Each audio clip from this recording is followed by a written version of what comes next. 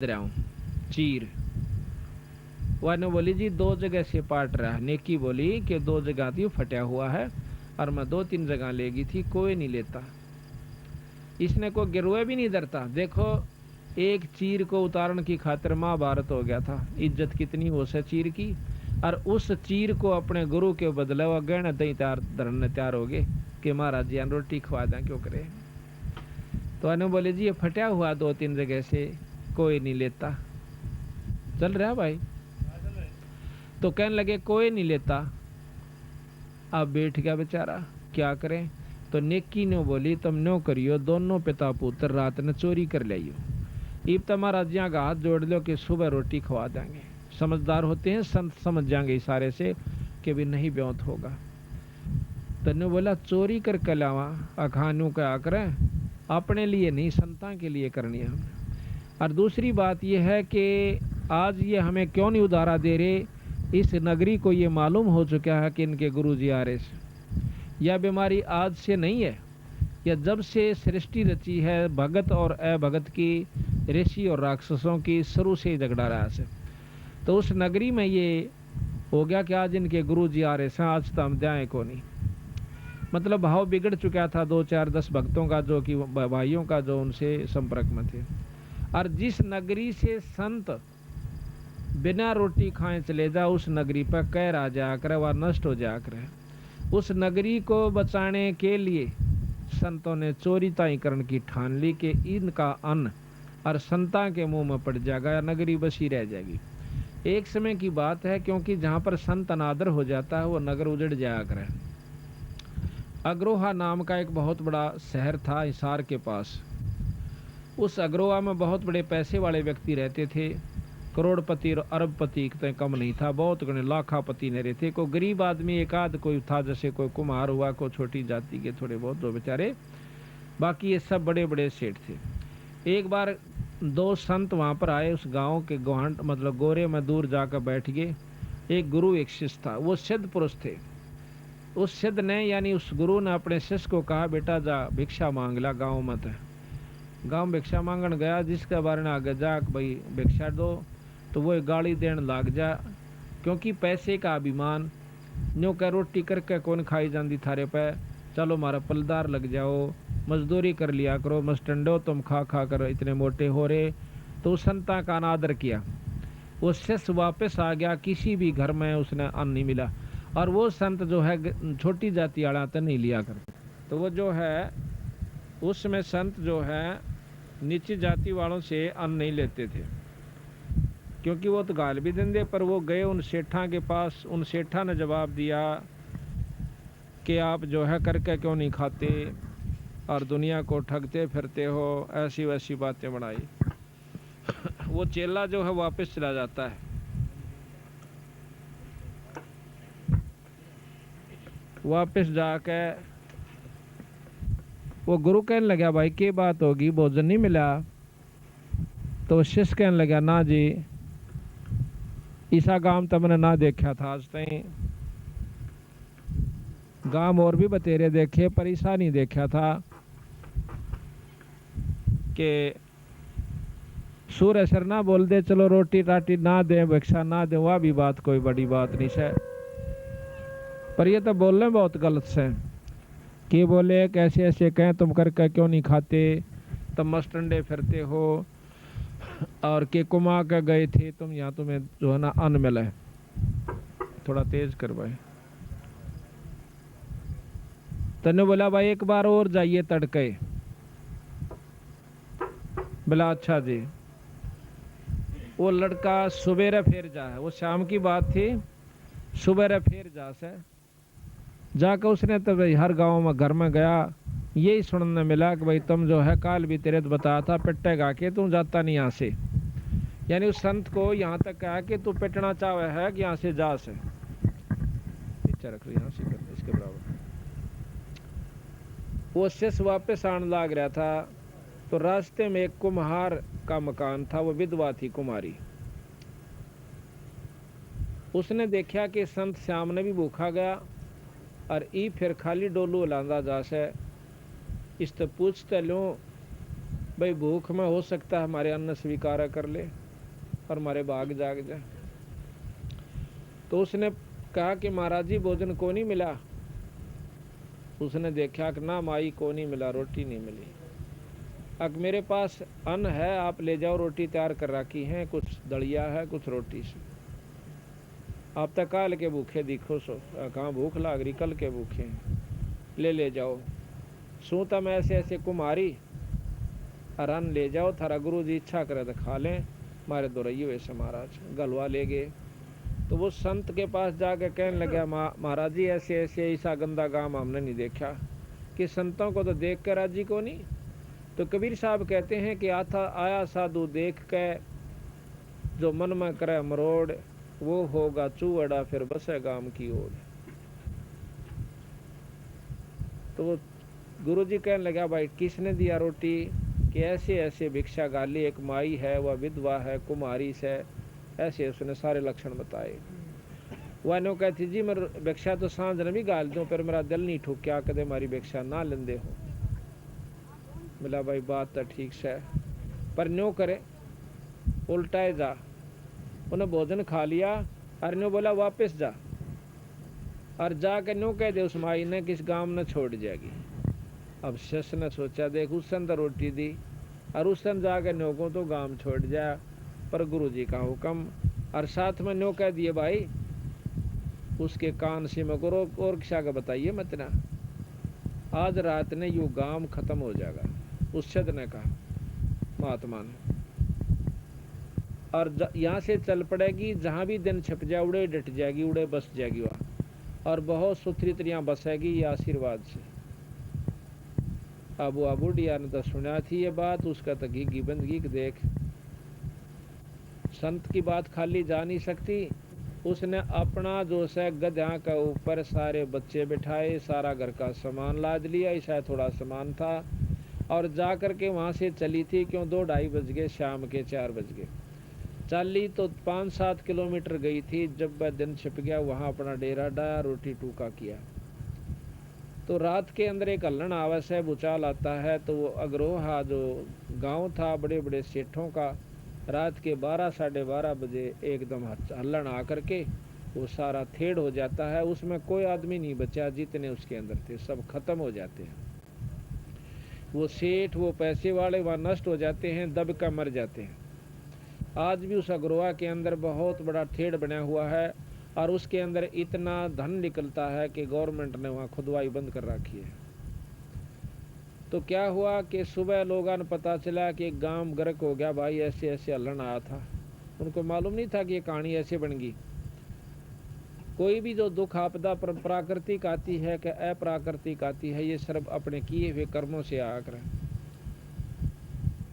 फिर पता चला कि उसमें तो एक लड़की औरत बच कर आ रही है, वह बिराना क्यों कर लकड़ियाई और आड़ा इस प्रकार अपने बच्चा ले बैठी से। आस पास के गुआंडा के आदमियों की इतनी उसके प्रति श्रद्धा बन गई, उसने जाकर बोले माई तो बहुत भगवान से बेबे, और नो कर थोड़ा ठाठ तो बस कितना जान की जरूरत नहीं है, और ले तेरे नाम जमीन। यानी आस पास के गामा ने उसके नाम बहुत घनी जमीन कर दी। और बोली जी मैं क्या करूँगी इतनी ज़मीन की, मनता अपना दो रोटी का धंधा चाहिए। वह ज़मीन कर दी। और कोई गांव के आदमी आसपास के वहाँ का बसन लागे, हम भी यही मकान बनावांगे। आज उस कुमारियाँ के नाम तय एक बहुत बड़ा गांव बसा हुआ है, उस कुमारी के नाम तय, उसका नाम कुमारियाँ है। उस गाँव का बहुत बड़ा गाँव हो गया, और वो थेड़ हो गया। तो इस प्रकार जिस गाँव में संत का अनादर किया जाता है, उसकी निंदा की जाती है, वो गांव बसन की बाट नहीं देखे। अगर उसमें साधु नहीं है, भगत नहीं है, तो भगत हैं तो उस गांव को भी बचा लेंगे। तो इस प्रकार इस दुख को देखते हुए सम्मन ने अपनी स्वीकार कर लिया कि इस अच्छा तो चोरी कर लेना भी चोखा, पर हम नहीं खावांगे उस अन्न को। तो उनका लड़का सेव रोज सुना करता कि चोरी करना माँ पाप हो से, जो चोरी करते उनका सत्यानाश हो से। तो वो अपने माता पिता से कहने लगा कि माँ न्यू क्या करें, चोरी करने का नाश हो से। आखा बेटा चोरी करने का नाश जरूर होया करें, पर आज जो चोरी हम कर रहे हैं अपने लिए नहीं कर रहे, परमार्थ के लिए कर रहे हैं। ये संत जब भूखे चले गए बेटा, यू गांव गर्क हो जाएगा। ईसा भी जुल्म हो गया भाई, गरीब आदमी का मेहमान आ जा, उसने टूक ना मिले, वो गाम नहीं है। पर आज ये बच सकता है, ये तुम कर दोगे तो छोरे का हिम्मत सी बढ़ गई, देखो काम, इतने मेरे भाई खेला करते मेरे साथ, ये सारे खत्म हो जाएंगे, अरे इनको बचाने के लिए हम चोरी भी कर लें तो भी कोई बुरी बात नहीं से। तो दोनों पिता पुत्र ठीक रात के 12 साढ़े 12 बजे चल पड़ते हैं चोरी करने के लिए। सारे घूमे, एक बाणिए का जाकर लाला जी के पाड़ ला लिया। पाड़ ला करके वो सेऊ कहने लगा, पिताजी मैं से अंदर जाऊंगा और आप बाहर खड़े रहिए। तो सम्मन कहने लगा, नहीं बेटा, एक तो तुम्हारा ले देगा छोरा है, और तेरी खातिर हमारा भाई सारा कुछ कर रहे, तू अंदर जाकर पकड़ा भी गया तो तेरे को सजा फांसी की दी जाएगी, क्यों राजाओं का राज ऐसे हुआ करते थे। और भाई मैं तेरे भीतर नहीं जान दे, तुम बाहर रह और मैं अंदर जाऊंगा। तो उन्होंने बोला, पिताजी मैं फिर भी बच्चा हूँ हैं, और आप बड्डे हो, मने हो सकता माफी भी हो जा, अनजान समझ गए न्यो कह करके, और उस कुंडल में बढ़ जाता है, बाढ़ पाड़ के वहाँ का वो प्रवेश कर जाता है। पर न्यो बोला, बेटा एक काम करिए, 3 शेर 2.5-3 शेर तो फालतू मत लाइए, आमना नहीं चाहिए, 3 महात्मा से उन्होंने खातर चाहिए। तो उसने अंदाजे से सेऊ ने 3 शेर आटा बांध के एक अपने पाटे से कपड़े में और चालन की तैयारी करी। इतने में लाला जी की आंख खुल जाती हैं। उस लड़के का की ताखड़ी तुखड़ी पर 5 की अंधेरे में वो खुड़का हुआ। खुड़का होते ही लाला चोर चोर करके उसको पकड़ लेता है, पाड़ में बढ़ते बढ़ते के पाँव पकड़ देता है। तो नो बोला, पिताजी मैं तो बाणियन पकड़ लिया सू, और ये ले तू या आटा और महाराजिया खातिर रोटी बनवा दिया। सम्मन रोटी पोटली ठा के 2.5-3 शेर आटे की अपने घर न आ जा से, और लाला जी ने पकड़ के छोरा थाम के बांध दिया। और नू लाग गया उलाने देने देखा, हम पहले कहा कर दे तुम ठग सो, तुम चोरी कर दे हंडो सो, हाँ इसे थारे गुरु इसे तम आज पकड़े गए, तड़के देखिए तमाशा थारे जलूस काटांगे, काला मुंह करांगे, गेला थारे गुरुआ की यात्रा करांगे। रण के कहने लग गया जी कुछ भी कह लाला जी, आज हम तेरी कैद में पड़ा सो, कुछ भी कह ले। इतने में वो गया घर ने, अगले नेक की रोटी बना दे, वह नेकी कहने लगी छोरा किस्सा के लाला जी ने पकड़ लिया। तो वह ने बोली जुल्म हो गया, छोरा पछाना जाएगा, और नो कहेंगे ये गुरु इनके चोरी करवाने खातिर आ कर दे, हम तो पहले जाना थे। वैसे ही गाँव में नाइड है हमारे से, क्योंकि भगत ने देख कर कोई भी प्रसन्न नहीं हुआ करता। ये पुरानी प्रमाण से सारे देख लो, जब से सृष्टि रची है भगता गेले खइये लाए न, और फिर उनका बक्कल उतरा, किसी ने देख लो आखिर तक की कहानी आपके सामने है। तन्यो कर तो उल्टा जाकर छोरे का सिर काट लिया। देख रोटी तो खवाई ना गई, गुरुआ काड़ा बेचती और करवा दिया हमने, देख कितने नीच व्यक्ति हम। इस ताता तू छोरे ने काट दे, पछाड़ में ना होगा। तो वो गया लेकर तलवार करद हाथ में लेकर के सम्मन चालस है। तो मन में न्यो भी विचार करे, बता छोरे ने क्यों कर काटूं, पर सामने नो दिखा कि काल नाम पकड़े जाएंगे, छोरा पकड़ा जाकर गुरुआ की बेइज्जती होगी, जुल्म हो गया भाई, चाड़ा पाट गया। और गुरु जी ने कहेंगे रतम अच्छे ने कमे भाई चोरी कर दे हंडो, मनाट्या करता चोरी नहीं कराया करते, या और साका हो गया जानना। तो जाके उस लाला जी के उस पाड़ माँ का ने बोला, भाई सेव एक बहुत ज़रूरी काम से मैं 2 बात बतलाना चाहूँ। उधर से लड़के के मन में भी ये आ जा सा कि हे परमात्मा, आज किसी तरह मेरे पिता ने ये सद्बुद्धि दे दो कि मेरी नाड़ काट ले जावे, ना तो जुल्म हो जाएगा। तो इतने जब आवाज़ दी सम्मन ने, सेव का शिड़क सी हुई कि पिताजी आ तो गए। कहने लगे, भाई सेव एक बार मेरी 2 बात सुन ले, भाई काल न तो मेरा ना तू की होगा और मैं की होगा। तो वो कहने लगा लाला जी से सेव के, लाला जी मेरा पिताजी बाहर खड़ा से, मैं तो 2 बात कर लेता हूँ, अग भाग जाएगा तू, भाग जाएगा थारी चाल से, अग मेरे पाँव बांध दे थाम कर, नाड़ नाड़ काटूंगा मेरे पिताजी यहाँ, तो कान में बात करूंगा। उसने ढीला जोड़ा कर दिया और थाम का करड़ा बांध दिया, और वो पान शरनी बाहर काट कर ने बोला, पिताजी हाँ भाई, बाप था हाथ नहीं उठा के करद चला दो, नाड़ काट लो। ने बोला, पिताजी अगर आप मेरे पिताजी हो, धर्म के पिताजी हो और सही पिताजी सो, असली पिताजी सो, तो आज मेरी तू नाड़ काट ले जा। अरे क्यों काट लो भाई नाड़ तेरी, अब पिताजी जुल्म हो जाएगा, कल न जो न हमारे को पहचान लिया जाएगा और गुरु जी की बेइज्जती हो जाएगी।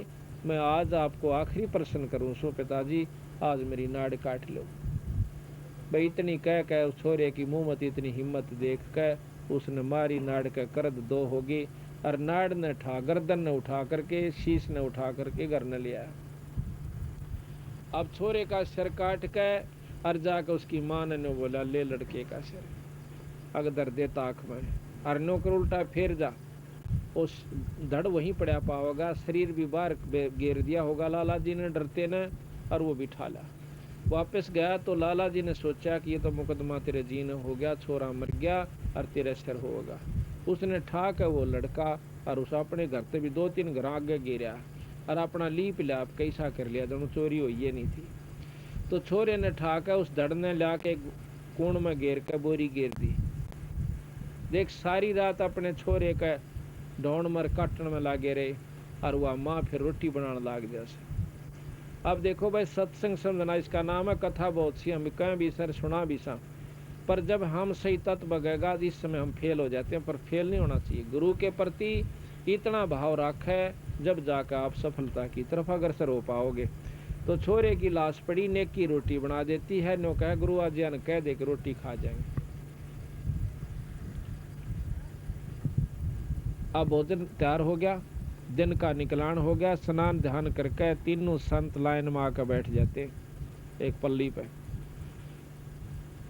और उन्होंने 3 कटोरा में मिट्टी के कटोरे जो पुराने धराने थे उनमें ला करके 3 जगह रोटी डाल दी भोजन। कबीर साहब कहने लगे भाई इसने 6 जगह कर दो, क्यों 3 वह थे, 3 प्राणी घर के थे, 3 संत थे। तो नेकी कहने लगी महाराज आप खा लो, हम तो फिर खा लेंगे, आप अतिथि हो, हमारे पूज्य गुरुदेव हो, आप खा लो। ने बोला ना भाई मैं भी खाऊंगा और तुम भी गेले खाओगे इकट्ठे। उन्होंने भाई देखो गुरु कैसे करा करें, तब मेरी बात मानो। उन महाराज की बात मानते हुए 5 दोना में 5 कटोरा में डाल दिया। महाराज बोले भाई 6 में कर दो। अब न्यू कह नहीं कि छोरा कट्या पड़ा के दे गुरु जी रोटी भी ना खावे, सारी रात को बात करी, पर इनको पता नहीं चलना चाहिए। तो उन्हें 6 दोना में डाल कर बोला जाओ तुम भी बैठ जाओ। वह दोनों तो बैठ के, पर लड़का नहीं। अब कबीर साहब को बालक थोड़े थे, वो तो परमात्मा थे। तेन बोला भाई आजा सेऊ जी मिलो ये प्रसाद प्रेम, और शीश कटा करें चोरा के स्वादा के नित अक्सीम। अक्सीम कहें अक्षमा हुआ करें संता के। तो कहते हैं सेऊ दड़ पर शीश चढ़ा और बैठा पंगत माँ हैं, और नहीं घरेरा नाड़ के ओ सेऊ अकना। मात पिता भी हैरान रह गए कि तो निशान भी नहीं था कि नाड़ काटी थी। ये ओ सेऊ सै को और कोई सै। सारा ने कट्ठी रोटी खाई और जाकर देख खाए कि छोरा उड़े कटा पड़ा, और यो कोई और उड़े कोई छोरा नहीं था, लव जरूर पड़े थे। वो लड़का बाहर बैठा हुआ। बोल सतगुरुदेव की। भाई से हमारे कबीर भगवान से जो कि इसे काम कर देते हैं, आज भी करते हैं, पुराने तो दूर की बात रही। तो इस प्रकार ये महाराज की शक्ति है, कबीर साहब अनंत करोड़ ब्रह्मांड के भगवान से। इसका नाम सत्संग समझनाउस है। तो कहा ना भाई तन मन शीस ईस अपने पे, तन मन शीस ईस अपने पे, पहलम चोट चढ़ावे जब कोई राम भगत गत पावे हो जी, जब कोई राम भगत गत तन मन शीस ईस अपने पे, तन मन शीस ईस पहलम चोट चढ़ावे जब कोई राम भगत गत पावे हो जी, जब कोई राम भगत गत पावे। सतगुरु तिलक अजपा माला जुगत जटा रखवावे, सतगुरु तिलक अजपा माला जुगत जटा रखवावे। जत को पीन सत का चोला भीतर वेश बनावे जब कोई राम भगत गत पावे ओ जी, जब कोई गत पावे हो जे। तन मन शीस ईस अपने पे, तन मन शीस ईस अपने पे, पहलम चोट चढ़ावे जब कोई राम भगत गत पावे हो जे। जब कोई राम भगत गत आन लोक लाज मर्याद जगत की, तृण ज्यों तोड़ बगावे। लोक लाज मर्याद जगत की, तृण ज्यों तोड़ बगावे। कामणी कनक जहर कर जान, शहर अगमपुर जावे जब कोई राम भगत गत पावे हो जी। जब कोई राम भगत तन मन शीस ईस अपने पे, तन मन शीस अपने पे, पहलम चोट चढ़ावे जब